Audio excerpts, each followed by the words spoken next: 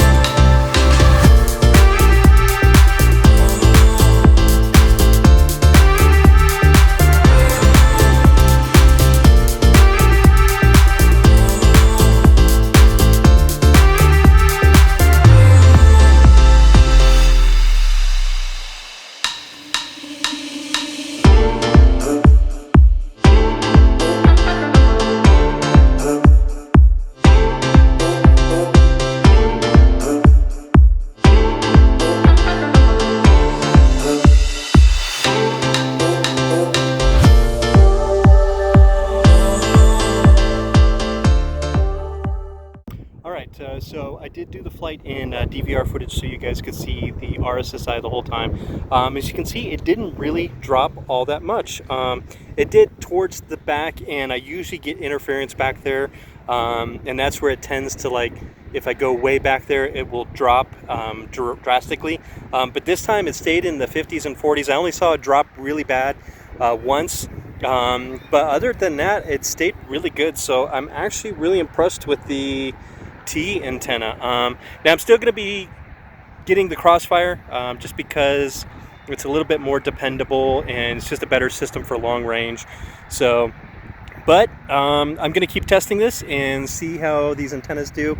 And of course, there's a bunch of people playing soccer, so I'm sure there's tons of cell phones, all kinds of interference that can be causing things, including the light poles. So this is probably not like the best place to do a full test. I need to do something in a wide open field where there's hardly any RF interference. But for what it is, it's not bad.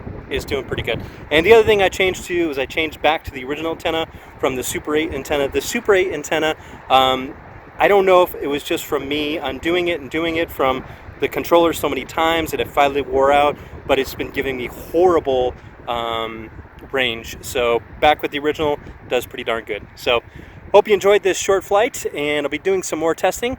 And in the meantime, while you're waiting for the next video, let's keep our drones up in the air, flying high. I'll talk to you later.